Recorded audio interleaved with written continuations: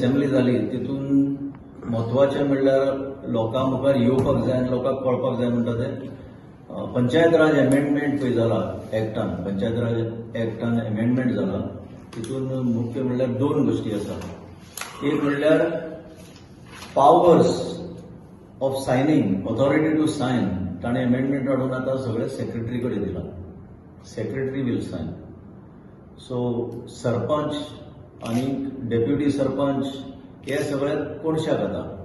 पंचायतच कोणशाक म्हणल्यार जाता कित्याक सेक्रेटरी जो आसा he is a government official appointed by the government. Government ताका पोस्ट करता तितून पंचायतींनी. आता तो पंचायतीन गव्हर्नमेंटाच्या इन्स्ट्रक्शना प्रमाणे चलतलो काय पंचायत कितें डिसिजन घेता ताचे प्रमाणे वागतलो हें कोणाकूय कळपाक जाय. आज टॉप डावन अप्रोच जो जाला इतलो की फॉर्मट आयले की ते इम्प्लिमेंट जावपाक जाय. बिफोर रिवर्टिंग टू दीस दुसरो मेजर अमेंडमेंट हाडला तो म्हणल्यार नंबर ऑफ मिटिंग्स. जंय म्हयन्याक 2 मिटिंगी घेवपाचे प्रोविजन आसले थंय आतां ते म्हणटा 4 जावपाक जाय म्हयन्याक. सो एक सोंपली की 7 दिसांनी दुसरी नोटीस, ती सोंपली की 7 दिसांनी तिसरी नोटीस, ती सोंपली की 7 दिसांनी चवथी नोटीस. आनी कारण कितें दिलां त्या अमेंडमेंटाचे वयर ईज ऑफ डुईंग बिझनस. आतां कोणाचे बिझनस तें कांय येवंक ना तितून.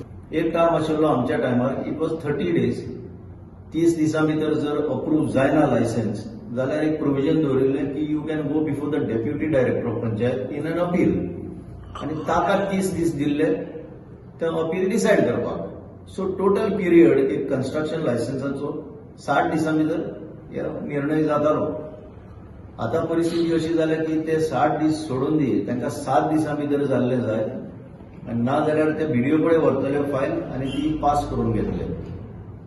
हातून कितें जाता 73rd अमेंडमेंट जो कॉन्स्टिट्युशना भितर हाडिल्लो 73rd amendment to the constitution. आतां हांव 74th व्हडलो उलयना.